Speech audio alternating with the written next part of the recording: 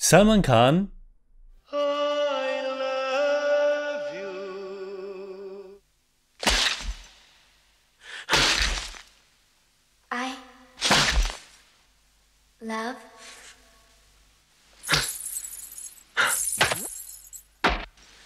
I love what?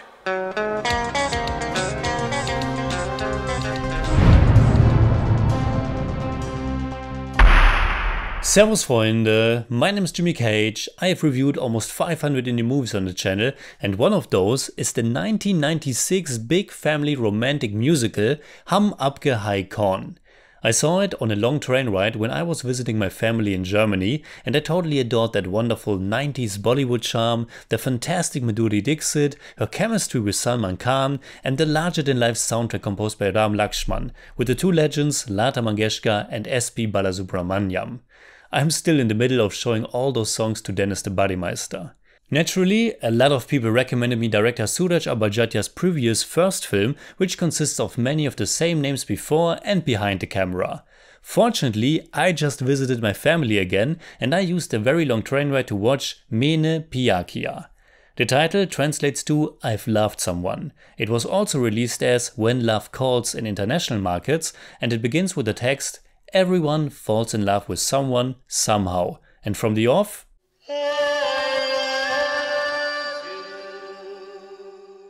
this is a big, archetypical, iconic love story. A more than 3-hour-long romantic musical starring two newcomers with endless chemistry, a big ensemble cast of beloved supporting actors, a wonderful soundtrack and just big emotions. It was the first film by director Sooraj Barjatya, who also co-wrote the screenplay alongside S.M. Ahare. It was also the first film for lead actress Bhagyashree, the first lead role for Salman Khan, and the first Hindi role for Lakshmikant Berde. The movie was a giant success when it came out in 1989. Not only the highest grossing Indian film of that year, but the highest grossing Indian film of the entire decade. The same goes for the soundtrack by Ram Lakshman, which sold more than 10 million units. Maine Pyar Kiya is a film that has iconic written all over it. From the leather jacket that Salman Khan wears to the great songs that are of course sung by Lata Mangeshkar and S.P. Balasubramaniam. And it also has many of those beautiful Bollywood trademarks or idiosyncrasies that makes it so much fun and special. The story, if anyone who watches this review doesn't know yet, goes like this. Salman Khan, who has played a character named Prem in 15 movies, plays Prem, the son of a wealthy businessman. Bhagyashree plays Suman, the daughter of a simple mechanic. That mechanic, played by Aloknath, has been friends with Prem's father, played by Rajiv Verma, and he decides to leave his daughter with their family for a while he tries to earn some money in Dubai. Obviously, Prem and Suman fall in love. Though I was positively surprised that it's not just love at first sight, but they actually do become friends first. There's this whole song about their friendship. Though it's obvious that the idea is that they will fall in love, if they aren't already. Still, for once I felt like there was really a strong connection there that's not just there because both of them are young and beautiful, but they do care for one another and want the best for each other. And if only that Prem shouldn't smoke, because, as we all know, it's injurious to health. Cigarette smoking is injurious to health. There needs to be a best friend comedic relief character as well, and who better to fill that role but Lakshmikant Berde. At that point he was already a superstar in Marathi cinema, and we have just watched and reviewed Ashi Hi Banwa Banvi, which was released 1 year prior to Maine Pyar Kiya. This one marked his Hindi debut and he's just so wonderful. His voice, his mannerisms, he has such a natural charm, he's instantly likable and fun, and I certainly have to watch more of his work in the future. Now with Prem and Suman being in love, there of course needs to be some big obstacles. And those obstacles are stemming not just from one villainous antagonist, but here we have an entire villainous family. The business partner Ranjit, played by Arjit Vachani, who pretends he needs to walk with a cane and who's like a grima worm tongue to Prem's father.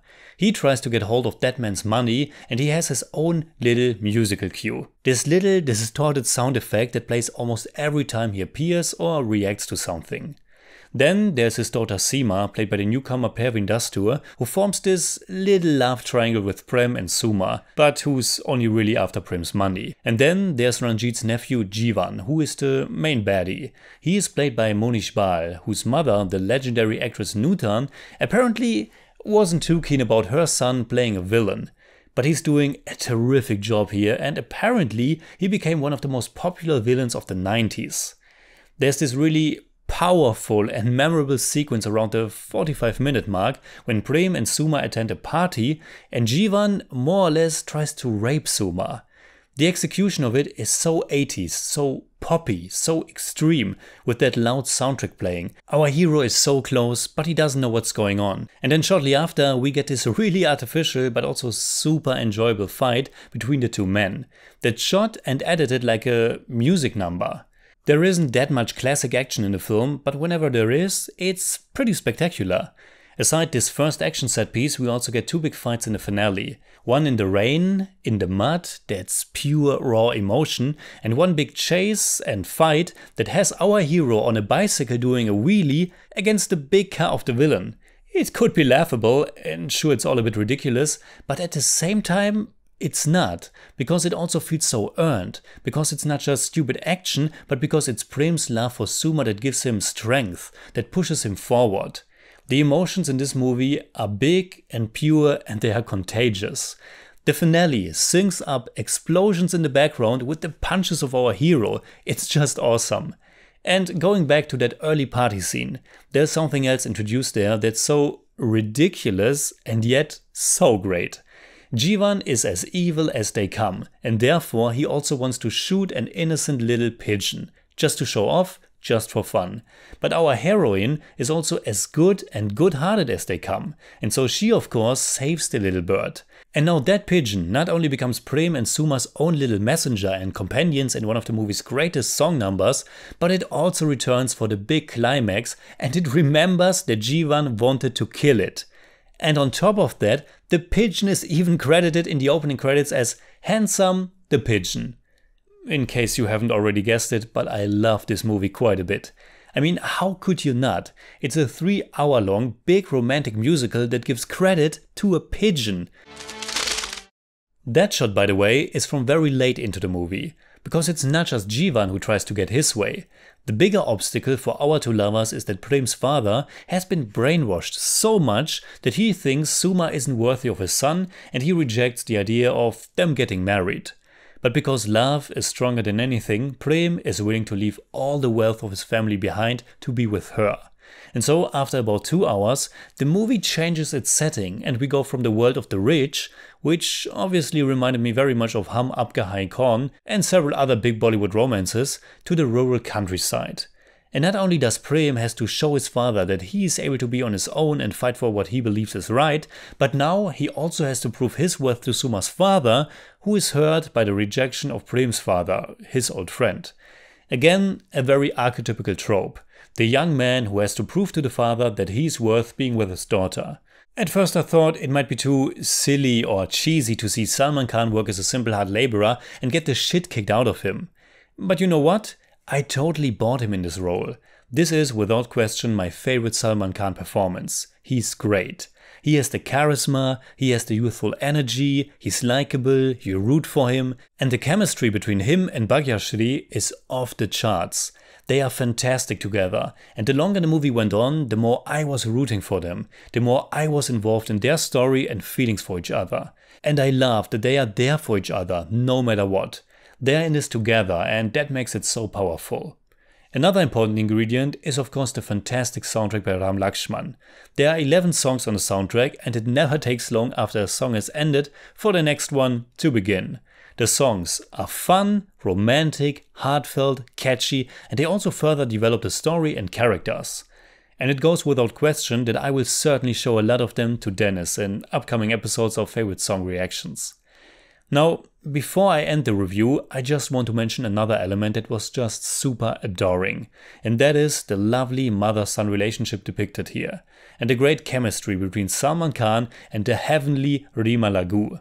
This was the first time she played his mother, and as far as I know, they would appear as mother and son several more times in their careers. I mean, Rima Lagu is just 7 years older than Salman Khan, but who counts? So in German I'd say, Maine Pyar Kiya erzählt eine simple und doch epische Liebesgeschichte mit allem, was das Bollywood Kino der 80er, 90er zu bieten hat. Super emotional und größer als das Leben. I give Maine Pyar Kiya 8 out of 10. It's more like 8.1. but I don't do that. Ma? Ma? Ma?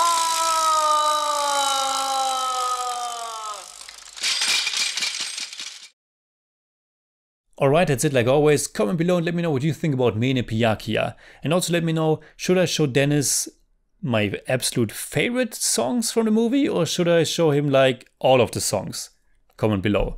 I mean, if I ask a question like that, probably I have to show him all the songs, but just let me know. You can hit me up on Twitter, Instagram, Letterboxd, and also on Patreon, simply at The Jimmy Cage. And if you enjoyed this episode, please give me a thumbs up, share, subscribe, whatever you like. And make sure you hit that bell for all I have to tell.